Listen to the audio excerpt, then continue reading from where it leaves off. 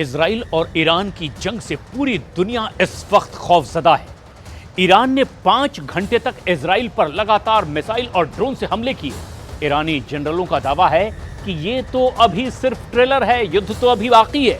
और इस बीच कुछ रिपोर्ट्स में दावा यह किया जाने लगा कि अगर ईरान पर इजराइल और अमेरिका मिलकर हमला करते हैं तो ऐसी स्थिति में रूस ईरान के साथ सीधे युद्ध में कूद पड़ेगा।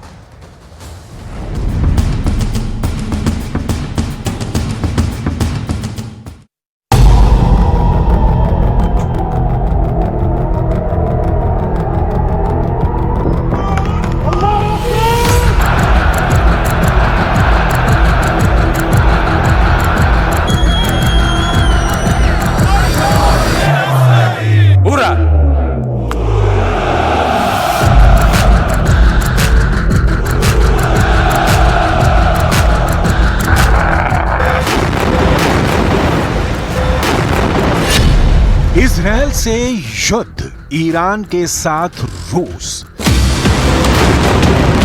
अगर इजराइल, अमेरिका, ब्रिटेन और पश्चिम देश ये सोच रहे हैं कि हम ईरान को अगले 48 घंटे में तबाह कर देंगे, तो ये गलतफहमी वो जितनी जल्दी दूर कर सकते हैं कर लें, क्योंकि कुछ खुफिया रिपोर्ट में दावा किया जा रहा है कि राष्ट्रपति पुतिन का रूस ईरान का जंग में साथ देने जा रहा है। पूरा दावा तो यहां तक किया जा रहा है कि अगर अमेरिका, ब्रिटेन और इजराइल मिलकर ईरान पर हमला करते हैं तो रूस की घातक मिसाइलें, ड्रोन और लड़ाकू जहाज ईरान को बचाने के लिए जंग में सीधे कूद पड़ेंगे। राष्ट्रपति पुतिन ने ईरान को खुफिया तरीके से पूरा वॉर प्लान पहुंचा दिया है।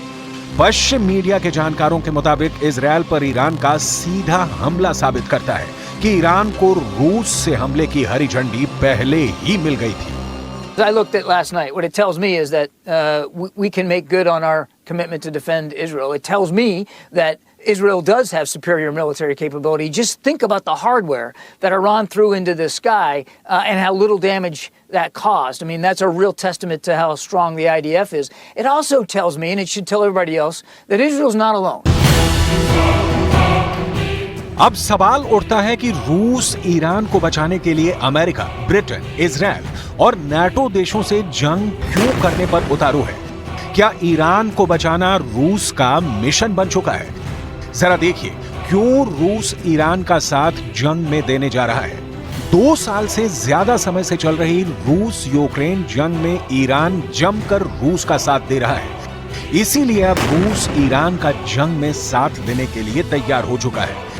ईरान यूक्रेन युद्ध में रूस को हजारों आत्मघाती ड्रोन शाहिद 136, मुहासिर 10 जैसे ड्रोन दे रहा है, जिसके जरिए रूस यूक्रेन को जंग में रौंद चुका है।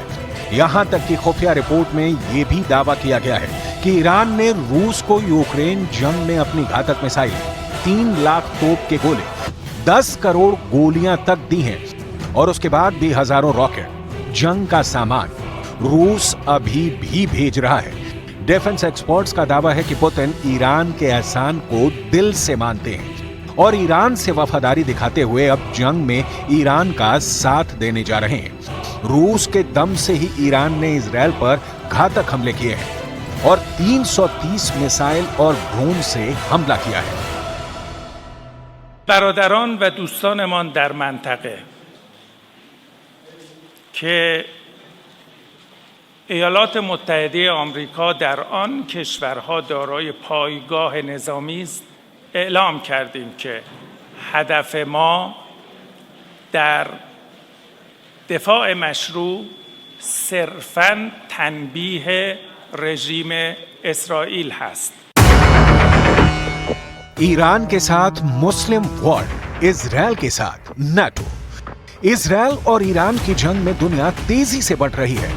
जहां रूस ईरान के साथ खड़ा है तो वहीं अमेरिका, ब्रिटेन, फ्रांस समेत तमाम पश्चिमी और नाटो देश इजराइल के साथ खड़े हैं। अब जरा आप ये भी जान लीजिए कि ईरान के साथ मुस्लिम वर्ल्ड के कौन कौन से देश खड़े हैं और कौन से मुस्लिम देशों ने ईरान के साथ गद्दारी की है। पहले आप ये जान लीजिए कि जब ईरान आधी रात में इजराइल पर भयानक हमले कर रहा था तो उस वक्त अरब देश जॉर्डन ने ईरान के घातक हमलों को नाकाम करने के लिए क्या किया। टाइम्स ऑफ इजराइल ने इजरायली सेना के सूत्रों के हवाले से बताया है कि जॉर्डन के जेट विमानों ने उत्तरी और मध्य जॉर्डन से होकर इजराइल की ओर जाने वाले दर्जनों ईरानी ड्रोन को मार गिराया है। जॉर्डन की तरफ से इजराइल की मदद के लिए अपने जेट भेजना एक बड़ा कदम है। इजरायली सूत्रों का कहना है कि ईरान के ड्रोन जॉर्डन घाटी और हवा में उतारे गए थे और यरूशलेम की ओर जा रहे थे, लेकिन उससे पहले ही जॉर्डन के फाइटर जेट्स ने ईरान के ड्रोन को मार गिराया। ईरान जॉर्डन की गद्दारी से बेहद नाराज है। इजराइल की मदद करने के लिए ईरान की IRGC ने जॉर्डन को धमकी दी है कि अगर वो इजराइल की और मदद करता है तो ईरान का अगला टारगेट जॉर्डन होगा। एक पश्चिमी न्यूज एजेंसी ने ईरान के सूत्रों के हवाले से दावा किया है ईरान की सेना ज़ायोनी शासन के खिलाफ हमले के दौरान जॉर्डन की गतिविधियों की सावधानी पूर्वक निगरानी कर रही है और अगर जॉर्डन हस्तक्षेप करता है तो ईरान का अगला टारगेट जॉर्डन होगा। इजराइल पर ईरान के हमले के बाद से पूरे ईरान में जश्न मनाया जा रहा है। ईरान का दावा है कि उसने कई घंटे तक इजराइल पर हमले किए, लेकिन वहीं इजराइल और अमेरिका का दावा है कि उसने इजराइल के 300 से ज्यादा ड्रोन और मिसाइलों को मार गिराया है। जरा देखिए ईरान के कितने ड्रोन और मिसाइलें तबाह हुई हैं। ईरान ने इजराइल पर करीब 5 घंटे तक हमला किया। इजराइल पर ईरान के हमले के दौरान अमेरिकी सेना ने 70 से ज्यादा ड्रोन और कम से कम 3 बैलिस्टिक मिसाइलों को मार गिराने का दावा किया है। इजरायली सेना का कहना है कि उसने ईरान द्वारा दागे गए करीब 99% ड्रोन और मिसाइल को मार गिराया है। दावे के मुताबिक ईरान के 170 मिसाइल और ड्रोन को इजराइल के बाहर ही मार दिया गया, जबकि ईरान की 30 क्रूज मिसाइलें एक भी इजरायली एयर स्पेस में नहीं घुस पाई। 30 में से 25 मिसाइलें तबाह कर दी गई। ईरान की 120 बैलिस्टिक मिसाइलें दागी गई जिन्हें तबाह करने का दावा किया गया है, लेकिन यह भी कहा जा रहा है कि ईरान की कुछ बैलिस्टिक मिसाइलों ने इजराइल के नेवातिम एयर बेस में गिर गई थी। इजरायली सेना ने माना है कि उसे मामूली नुकसान हुआ है। कुल मिलाकर ईरान के 320 ड्रोन और मिसाइलें तबाह हुई। המערכה הזאת עדיין לא הסתיימה. אנחנו צריכים להיות ערניים וקשובים להנחיות צה"ל, להוראות פיקוד העורף ולהיערך לכל תרחיש. יחד עם זה, את הגל המשמעותי ביותר, הראשון, בלמנו ועשינו את זה בהצלחה גדולה. ईरान ने दिखाया ट्रेलर, युद्ध तो अभी बाकी है। पिछले कुछ घंटों में जो हालात पश्चिम एशिया में जंग से बने हैं, उससे ऐसा लग रहा है कि अमेरिका, ब्रिटेन जंग में सीधे तौर पर कूद पड़े हैं। इजराइल भी ईरान पर जवाबी हमले की तैयारी कर रहा है। इजराइल के PM Benjamin Netanyahu fighter jet F-15 base का दौरा कर चुके हैं। नेतन्याहू भले ही ईरान को तबाही की धमकियां दें, लेकिन जो हालात इस वक्त चल रहे हैं वो बेहद खतरनाक है। जरा देखिए ईरान क्यों कह रहा है अभी तो ट्रेलर देखा है, युद्ध तो होना अभी बाकी है। ईरान को अपनी मिसाइल और ड्रोन ताकत पर जबरदस्त भरोसा है और इसीलिए वो अमेरिका से कह रहा है कि हमारे और इजराइल के बीच चल रही जंग से दूर हो जाओ। जरा देखिए कैसी है ईरान की हवाई हमले की ताकत। ईरान के पास 9 ऐसी बैलिस्टिक मिसाइल्स हैं जो हजारों किलोमीटर दूर इजराइल पर हमला बोल सकती हैं।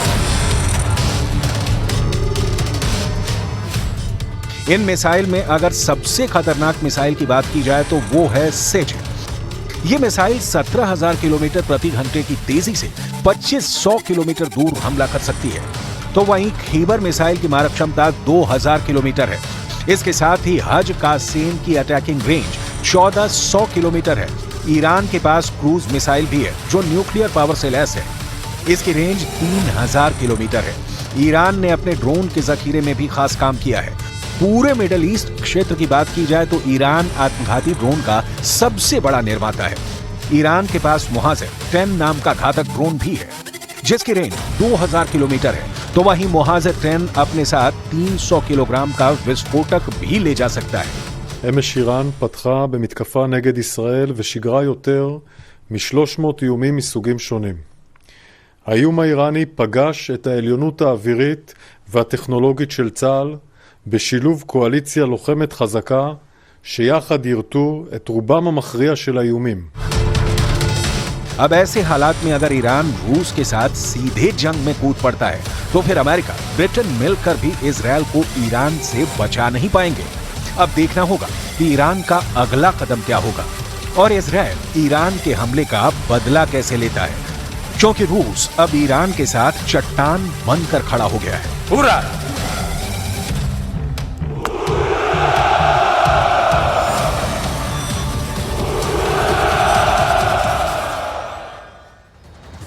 ईरान और इजराइल इस वक्त पश्चिम एशिया में दो ऐसे देश हैं जो युद्ध के एपिसेंटर बन चुके हैं। और अब इन दोनों की दूरी भी समझ लीजिए, ये बेहद खास है। ये दूरी है तकरीबन 2000 किलोमीटर। यानी कि ईरान ने जब इजराइल पर ड्रोन और मिसाइल से हमले किए तो उसने ऐसी मिसाइलें और ड्रोन लॉन्च किए जिनकी रेंज 2000 किलोमीटर या उससे भी ज्यादा है। और अब अगर इजराइल जवाब देगा तो उसे भी इसी रेंज को कवर करना होगा। ऐसे में सवाल यह है कि इजराइल के पास आखिर ऐसे कौन से हथियार हैं जिससे कि वो ईरान पर जवाबी अटैक कर सकता है।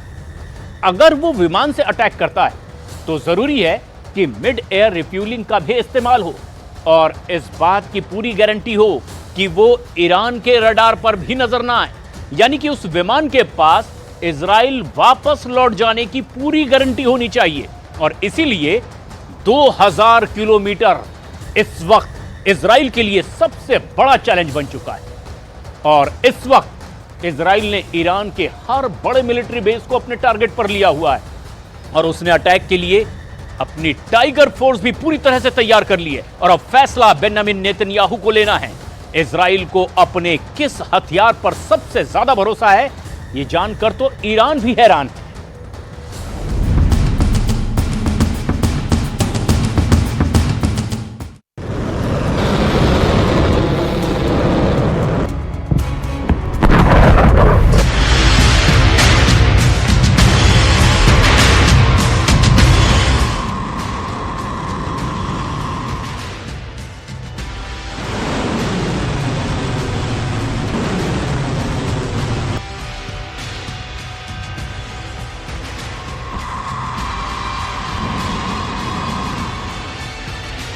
पश्चिम एशिया के आसपास समंदर इस वक्त उबल रहा है। इजरायल जवाब देगा, इसका सबको यकीन है। फारस की खाड़ी में कुछ बहुत बुरा होने वाला है। उबलते समंदर में डाले गए युद्ध वाले तेजाब का असर दिखने लगा है। 4 देशों के नाम लिए जा रहे हैं।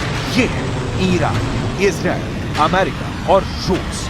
ईरान के समंदर में बहुत बड़ी साजिश अप्रैल के महीने में ही एक बड़ा युद्ध करवा सकती है। क्या अप्रैल के महीने में ईरान और इजरायल के बीच बड़ा युद्ध होने वाला है और इसमें अमेरिका भी शामिल होने जा रहा है?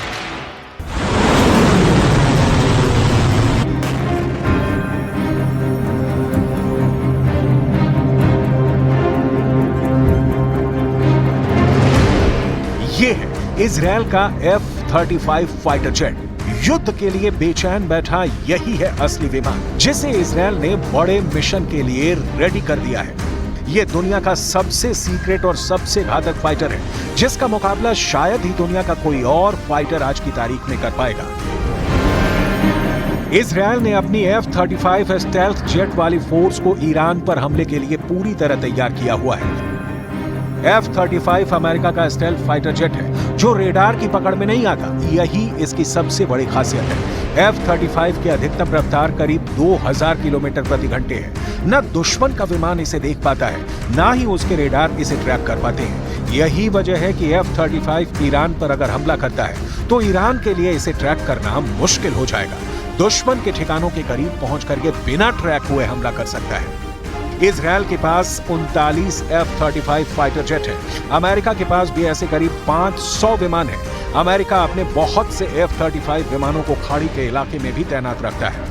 इस विमान को रोकने की ताकत ईरान के पास नहीं है, लेकिन ईरान की छोटी लेकिन बहुत ही घातक ड्रोन वाली मिलिट्री पावर ने कि इजरायल हो चाहे अमेरिका, उसकी ड्रोन शक्ति से पश्चिम एशिया में उसका कोई दुश्मन नहीं बच सकता।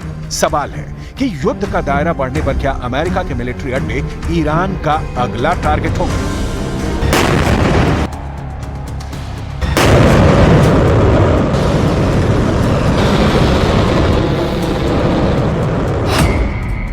इजराइल और ईरान का युद्ध हुआ तो क्या होगा?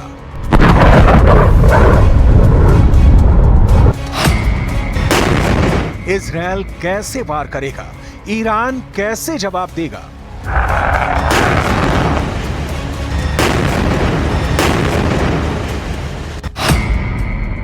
इस दशक में दुनिया के लिए सबसे खतरनाक वक्त आ चुका है।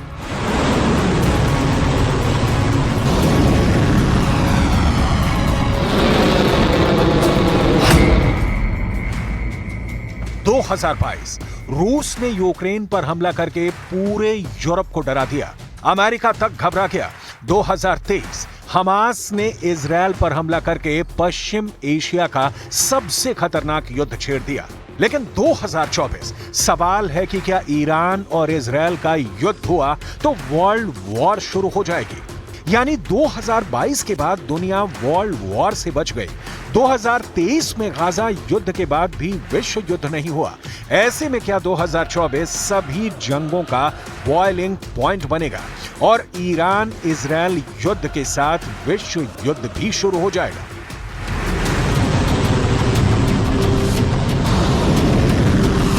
ईरान ने इजराइल पर एक बड़े ड्रोन हमले के जरिए बता दिया है कि वो झुकने वाला नहीं है। अगर इजराइल उसका खून सीरिया में बहाएगा तो ईरान भी अपनी तलवार इजराइल में चलाएगा।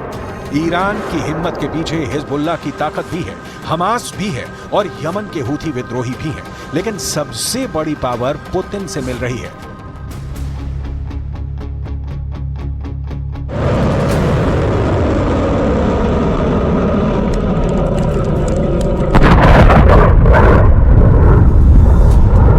व्लादिमीर पुतिन ने इंटरकॉन्टिनेंटल बैलिस्टिक मिसाइल का टेस्ट करके पहले ही मैसेज दे दिया है कि ईरान और इजराइल के बीच तनाव को लेकर उसको नजरअंदाज करना बहुत बड़ी गलती होगी।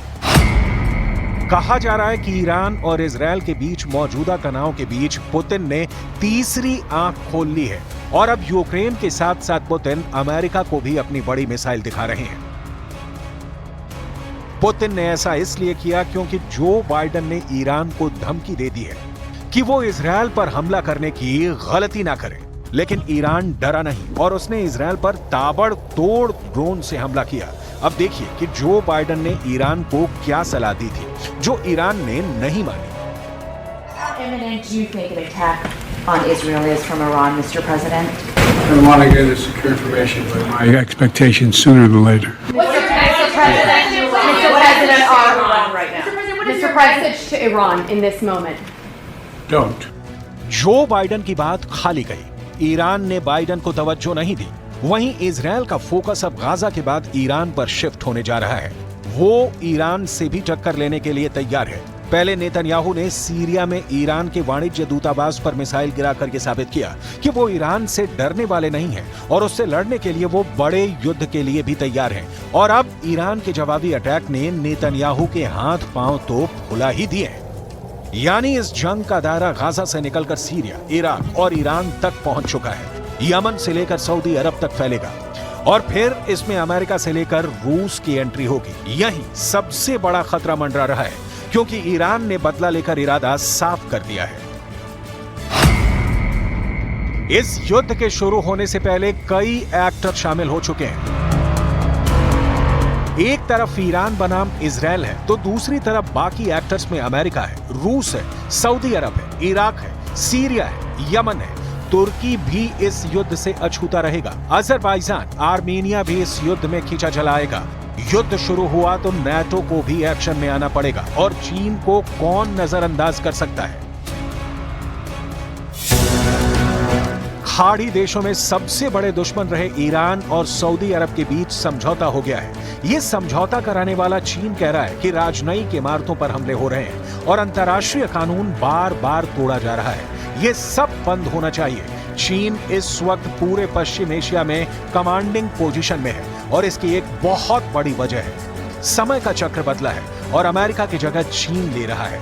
लग रहा है जैसे पश्चिम एशिया में चीन का जोर बढ़ रहा है। अमेरिका का दबदबा खत्म हो चुका है। एक साल पहले जिस युद्ध के टारगेट पर 3 देश थे उसमें 2 की दोस्ती ने तीसरे को खतरे में डाल दिया है। यानी जब से ईरान और सऊदी अरब की दोस्ती हुई है तब से सऊदी अरब के लिए मुश्किल खड़ी हो गई है। इस वक्त ईरान के अंडरग्राउंड बेस भी काफी चर्चा में है, क्योंकि ईरान दिखा चुका है कि उसके पास ऐसे ठिकाने हैं जहां इजरायल या फिर अमेरिका के बंकर बस्टर बम भी बेकार है। ऐसे में अमेरिका और इजरायल ईरान के जवाबी हमले के बाद क्या करेंगे, ये बड़ा सवाल है।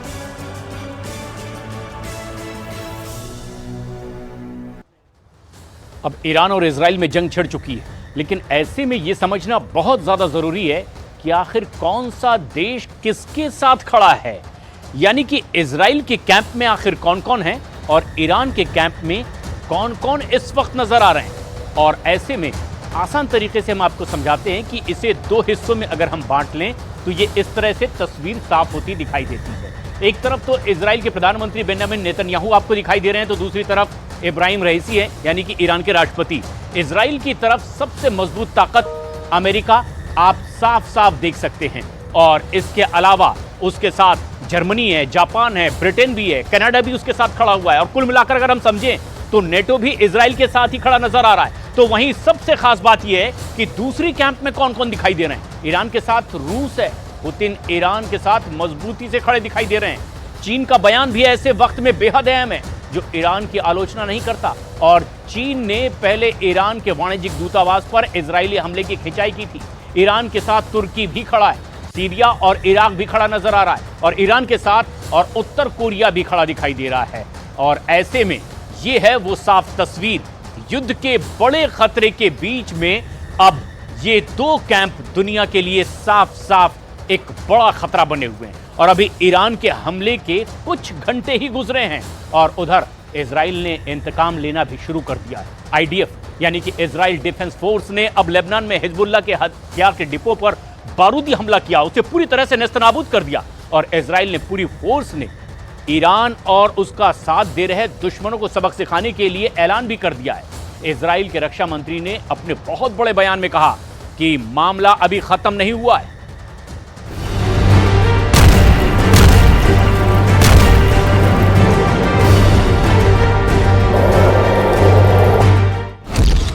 अड़तालीस घंटे, यही डेडलाइन है युद्ध की, आर पार के युद्ध की। इजराइल अपने दुश्मनों को वक्त बताकर मारता है, संभलने का मौका भी नहीं देता है। हमास के हमले के महज 72 घंटे बाद इजराइल ने ऑपरेशन शुरू कर दिया था, लेकिन ईरान के पास उतना टाइम भी नहीं है।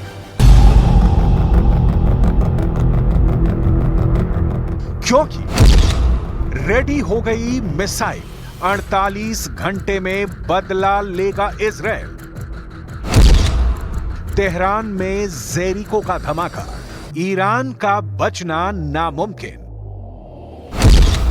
मोसाद का ऑपरेशन घर में घुसकर बदला। 48 घंटे बाद खाड़ी में एटमी यलगार।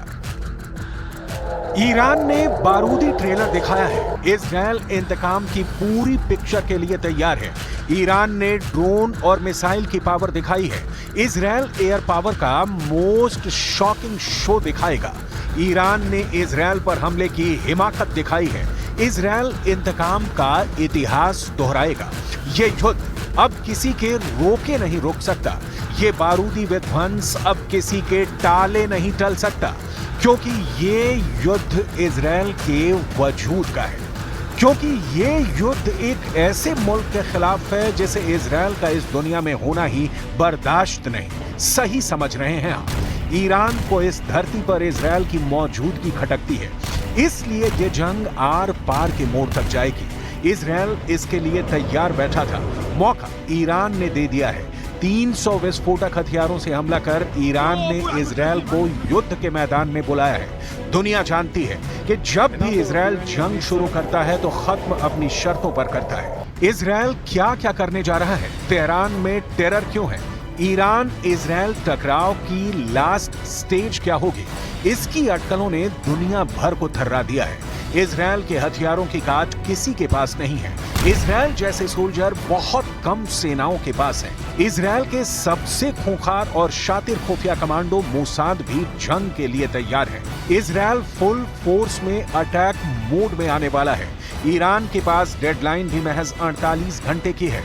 इस टाइमलाइन के बाद क्या हो सकता है, इसे समझना है तो पहले ये जानिए कि इजराइल के लिए ईरान को निशाना बनाना कोई आसान काम नहीं।